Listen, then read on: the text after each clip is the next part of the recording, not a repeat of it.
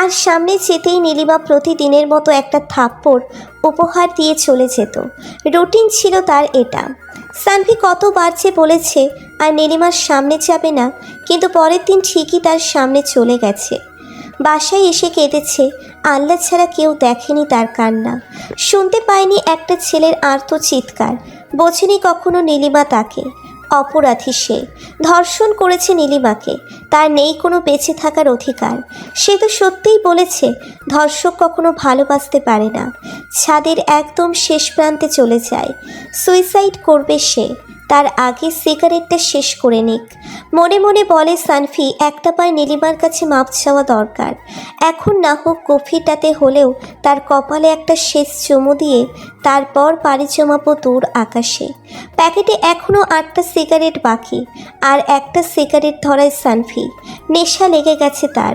সিগারেটটা শেষ করে রুমে যায় সানভি, গিয়ে শুয়ে পড়ে বিছানায়। নীলিমা খাওয়ার জন্য ডাকতে এসে দেখে সানভি ঘুমাচ্ছে, তাই ডাকে না সে। খাবারটা রুমে এনে রেখে সেও সানভির পাশে শুয়ে পড়ে। কাঁপা কাঁপা কণ্ঠে ডাক দেয় নীলিমা, সানভি। কোনো সাড়া নেই, গভীর ঘুমে আচ্ছন্ন সে। নীলিমা সানভির বুকে মাথা রেখে শুয়ে পড়ে।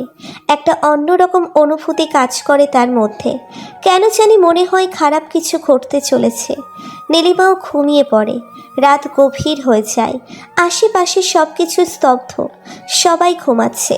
সানভি জেগে ওঠে, খেয়াল করে নীলিমার মাথাটা সানভির বুকে, আর সে জড়িয়ে ধরে শুয়ে আছে। নিষ্পাপ একটা মুখ, খুবই মায়াবী। সানভির চোখ দিয়ে পানি গড়িয়ে পড়ে। ইচ্ছে হচ্ছে না সবাইকে ছেড়ে যেতে। নীলিমার মায়াবী মুখটার দিকে তাকিয়ে ইচ্ছে হয় অনন্তকাল এভাবেই তাকিয়ে থেকে কাটিয়ে দিতে পারবে সে, কিন্তু না, সেটা সে করবে না। জীবনের শেষ রাতটা আজ।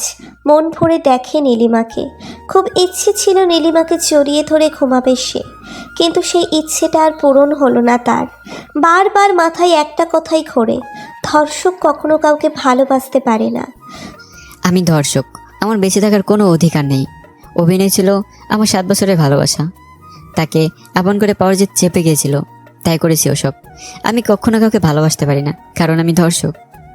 চোখ দিয়ে নীরবে পানি গড়িয়ে পড়ে সানভির। মাকে খুব দেখতে ইচ্ছে করে।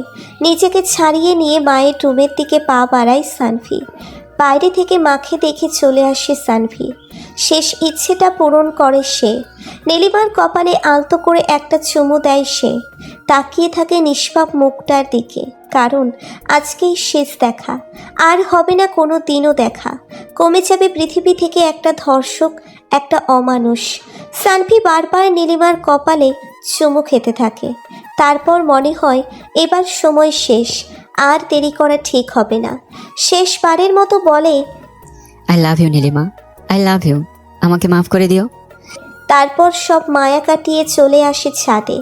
নীলিমার মুখটা বারবার মুখের সামনে ভেসে ওঠে। ইচ্ছে হয় বেঁচে থাকার, কিন্তু আবার মনে হয় তার সেই কথা, ধর্ষক কখনো ভালোবাসতে পারে না। পরক্ষণেই মুড চেঞ্জ। নেই কোনো বেঁচে থাকার অধিকার তার। সমাজের সবচেয়ে বাজে লোক হলো ধর্ষণকারী, আর সেও ওই কাতারেই পড়বে। হোক যতই ভালো মানুষ, সে ধর্ষক। হয়তো কেউ জানে না, কিন্তু তার ভিতর থেকে অপরাধবোধ কাজ করে। এতদিন মনে হয়নি তার যে সে একটা ধর্ষক, কিন্তু আজ নীলিমার কথাই মনে পড়ে গেল। সত্যিই তো বলেছে সে। সবাই জানে একটা ধর্ষক কতটা খারাপ মানুষ, কতটা নীচ। সমাজের সবচেয়ে নিচের স্তরে তাদের বসবাস, আর মন তাদের নেই বললেই চলে। কিন্তু কেউ কখনো খুঁজে দেখে না ধর্ষকের ধর্ষণের পেছনের কারণটা কি। খোঁজার চেষ্টাও করে না। কেন করবে? মেয়েটা তো আজ সবার উপরে, তাদের একটা কথা সবাই বিশ্বাস করবে। কিন্তু একটা ছেলে যদি ওই কথাটাই বলে, কেউ বিশ্বাস করবে না। যাই হোক, এসব আমার ব্যাপার না, আমাকে মরতেই হবে, থাকবো না আর পৃথিবীতে। পকেট থেকে ব্লেডটা বের করে সানভি। এবার বেশ কনফিউশনে পড়ে যায় সে। ছাদ থেকে লাফ দেবে নাকি ব্লেড দিয়ে হাত কাটবে, কোনটা?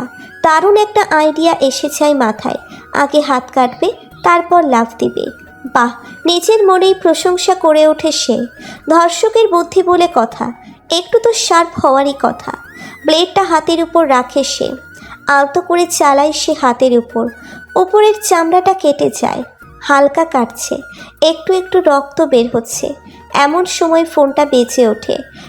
শালা কল আসার সময় পেল না, আর এত রাতে কী বা কল দেবে? নাম্বারের দিকে তাকিয়ে দেখে নীলিমা। কল রিসিভ করতে চায় না, তারপরও করে। শেষবারের মতো কণ্ঠটা শুনতে ইচ্ছে হয় ভীষণ। কোথায় তুমি? ছাদে। এত রাতে ছাদে কি করো? কিছু না, ভালো লাগছিল না, তাই একটু হাঁটতে আসলাম। রুমে আসো। যাব, 10টা মিনিট সময় দাও। 20 সেকেন্ডের রাস্তা 10 মিনিট কেন লাগবে? বললাম তো সময় লাগবে। নীলিমা কথা বলতে বলতে ছাদে চলে আসে। সানভি নীলিমাকে দেখা মাত্রই ব্লেডটা নিচে ফেলে দেয়, তারপর শার্টের হাতাটা নিচে নামিয়ে দেয়। এত রাতে ছাদে কি? বললাম তো এমনি। এমনি মানে? এত রাতে এমনি এমনি কেউ ছাদে আসে নাকি? কি করছিলা বলো? কিছু না, তুমি যাও, আমি আসতেছি। তুমি আমার সাথে যাবা? তোমার সাহস তো কম না, আমাকে অর্ডার করতেছো? নীলিমার মনে হঠাৎ কোথা থেকে এত সাহস আসে বুঝতে পারে না। সানভির হাত ধরে টান দেয় সে। হঠাৎ গরম পানীয় কিছু অনুভব করে হাতে। হাতটা চোখের সামনে আনতেই ভয় পেয়ে যায় নীলিমা। রক্ত? মানে? তোমার হাতে রক্ত কিসের? কাপা কাপা কণ্ঠে বলে। সানভির হাতটা জোর করে সামনে এনে চাঁদের আলোয় দেখতে পায় হাতটা কিছু দিয়ে কাটা। নিচে তাকাতেই প্লেটটাও স্পষ্ট দেখতে পায় সে। সানভি, এগুলো কি? কি? কিছু না তো। কি করছিলে এগুলো তুমি? কই কিছু না, শুধু পৃথিবী থেকে একটা ধর্ষক কমিয়ে দিতে চাইছিলাম। নীলিমা কি বলবে বুঝতে পারে না, শুধু এটাই ভাবে আজ তার একটা কথার জন্য সানভি মরতে গেছিল। যদি সময় মতো না আসতো তাহলে সে আজকে সুইসাইড করত।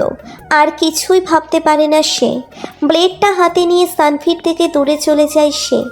এরপর ব্লেডটা হাতের উপর রেখে বলে, সানভি, তুমি যে কাজটা করতে পারোনি সেটা আমি আজ করব।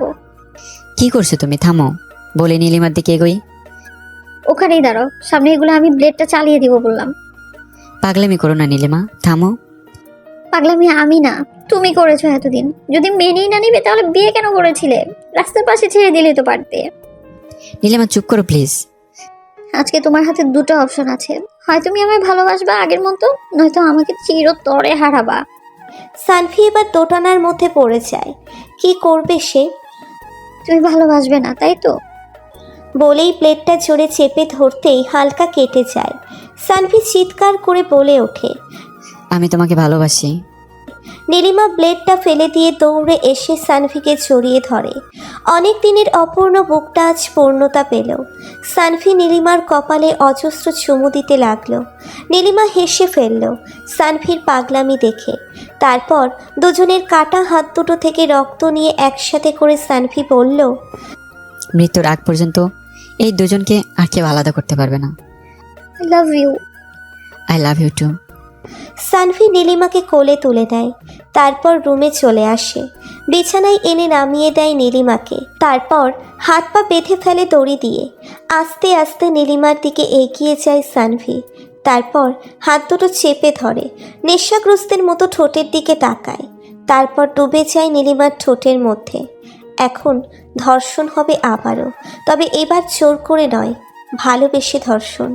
1 বছর পর সানভি হাসপাতালে অপেক্ষা করতেছে কখন ডাক্তার বের হবে সেই প্রত্যাশায়। অনেক টেনশন হচ্ছে তার, মাথা দিয়ে ঘাম ছুটে যাচ্ছে। আজ নীলিমার ডেলিভারির ডেট। বাইরে থেকে বোঝা যাচ্ছে না কিছুই কি হচ্ছে ভিতরে। কিছুক্ষণ পর ডাক্তার বেরিয়ে এলো, মুখটা গম্ভীর করে বের হলো। আপু, নীলিমা কেমন আছে?